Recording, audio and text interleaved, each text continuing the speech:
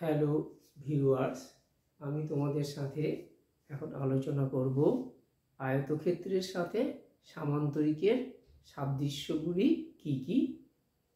আমরা যখন কোনো বিষয়ের সাদৃশ্য বা বৈসাদৃশ্য অর্থাৎ সাদৃশ্য বা বৈসাদৃশ্য মানে পার্থক্য লিখি, তখন তার বিষয়টাকে উল্লেখ করে সাদৃশ্য হলে উভয় ক্ষেত্রে হ্যাঁ লিখে দিলেই আমরা তার উত্তর লিখে ফেলতে পারবো।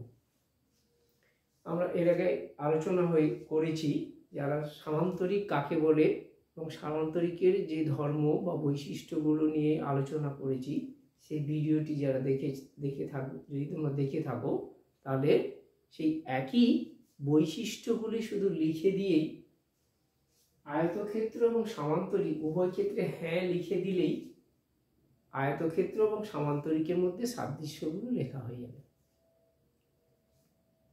তাহলে এখানে ওই জন্য বিষয়টা লিখে বিষয় এখানে আয়তক্ষেত্র আর এটা সামান্তরিক লিখে দিই।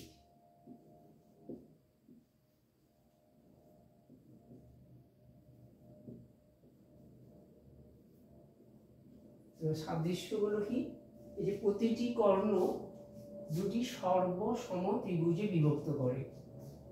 ধরো আয়তক্ষেত্রে এই কর্ণ এসি কর্ণ দুটো সর্বসম ত্রিভুজে বিভক্ত করে, আবার সামান্তরিকের এসি কর্ণ সামান্তরিকের দুটি সর্বসম ত্রিভুজে বিভক্ত করে। অনুরূপ বিডি কর্ণ কি করবে? বিডি কর্ণ দুটো সর্বসম আয়তক্ষেত্রকে দুটো সর্বসম ত্রিভুজে বিভক্ত করবে, আবার এখানে বিডি কর্ণ সামান্তরিকের দুটো সর্বসম ত্রিভুজে বিভক্ত করে। তাহলে উভয় ক্ষেত্রে কি হবে? হ্যাঁ হবে। তাহলে আয়তক্ষেত্রের নিচে হ্যাঁ লিখবো আর সামান্তরিকের ক্ষেত্রেও হ্যাঁ লিখব। এবার বিপরীত বাহুগুলি পরস্পর সমান্তরাল। আমরা জানি সামান্তরিকের বিপরীত বাহুগুলো পরস্পর সমান্তরাল। আবার কি না, যে সামান্তরিকের একটি কোণ সমকোণ তাকে আয়তক্ষেত্র বলে। তাহলে আয়তক্ষেত্রেরও বিপরীত বাহু সমান্তরাল। তাহলে বিপরীত বাহুগুলো সমান্তরাল, উভয়ের ক্ষেত্রে এটা সিমিলারিটি আছে বা সাদৃশ্য। তাহলে উভয়ের নিচে আয়তক্ষেত্রের নিচে হ্যাঁ লিখলাম, আবার সামান্তরিকের ক্ষেত্রেও সামান্তরিকের নিচে হ্যাঁ লিখলাম। এবারে আসবো বিপরীত বাহুর দৈর্ঘ্য।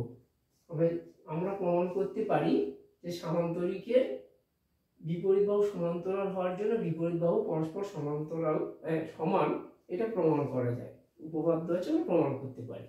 কিন্তু আয়তক্ষেত্রেরও বিপরীত বাহু পরস্পর দৈর্ঘ্য সমান। তাহলে এটা এই বিষয়টা উভয়ের ক্ষেত্রে একই, তাই আয়তক্ষেত্রের নিচে হ্যাঁ লিখলাম, আবার সামান্তরিকের ক্ষেত্রে ওইটা হচ্ছে বলে সামান্তরিক ক্ষেত্রে নিচে হ্যাঁ লিখলাম। এবারে পয়েন্ট আসবো বিপরীত কোণের পরিমাপ। আমরা জানি যে সামান্তরিকের বিপরীত কোণের পরিমাপগুলো পরস্পর সমান, মানে এই কোণের সঙ্গে সি কোণ সমান, আবার বি কোণের পরিমাপের সঙ্গে ডি কোণ সমান।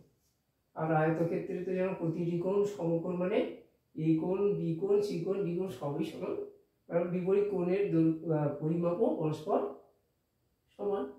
তাহলে বিপরীত কোণের পরিমাপ সমান, এটা আয়তক্ষেত্রের ক্ষেত্রেও হ্যাঁ, আবার সামান্তরিকের ক্ষেত্রেও হ্যাঁ। আবার কর্ণ কর্ণ দুটো কি করে? এই যে সামান্তরিকের কর্ণ দুটো পরস্পরকে সমদ্বিখণ্ডিত করে আমরা জানি, আয়তক্ষেত্রেরও কর্ণ দুটো পরস্পরকে সমদ্বিখণ্ডিত করে।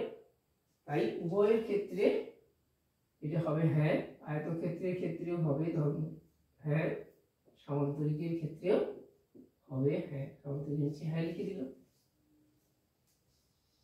এবারে আসবো কর্ণ। এই যে কর্ণ দুটো পরস্পরকে ছেদ করার ফলে যে চারটা ত্রিভুজ গঠন হলো, 1 2 3 4, এই চারটা ত্রিভুজের প্রতিটি ত্রিভুজেরই ক্ষেত্রফল কি হবে? পরস্পর সমান হবে। এটা ক্ষেত্রফল সংক্রান্ত উপপাদ্য থেকে আমরা প্রমাণ করতে পারবো। তাই এই ধর্মটা উভয়ের ক্ষেত্রে আছে বলে আমরা আয়তক্ষেত্রের নিচে হ্যাঁ লিখলাম, আর সামান্তরিকের ক্ষেত্রে সামান্তরিকের নিচে হ্যাঁ লিখে দিলাম। এবার একটা পয়েন্ট, 7 নম্বর পয়েন্ট, যে কোনো বাহু সংলগ্ন অন্তঃকোণের পরিমাপ, অন্তঃকোণের সমষ্টি দুই সমকোণ। যে কোনো একটা বাহু, ধরো এবি বাহু নিলাম, এই বাহু এই অন্তঃকোণ দুটোর সমষ্টি কি দুই সমকোণ। এখানেও তেমনি একই, উভয় ক্ষেত্রে এটা একই। সমান্তরিকটাই তো একটা কোণ সমকোণ হওয়ার জন্য আয়তক্ষেত্র, তাই সমান। এই হচ্ছে উভয় ক্ষেত্রে এটা হবে হ্যাঁ, তাই আয়তক্ষেত্রের নিচে হ্যাঁ লিখলাম, আর সমান্তরিকের ক্ষেত্রেও হ্যাঁ লিখে দিলাম।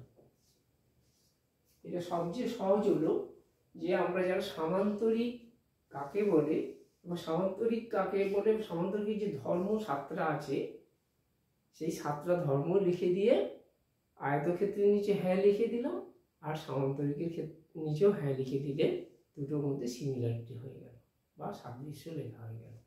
তোমাদের ভালো লাগলে এই চ্যানেলটিকে বেশি বেশি করে লাইক করো, শেয়ার করো, কমেন্ট করো, আর সাবস্ক্রাইব করে রাখো। যে কোনো ভিডিও আপলোড হলেই প্রথমে তোমার কাছে পৌঁছে যাবে।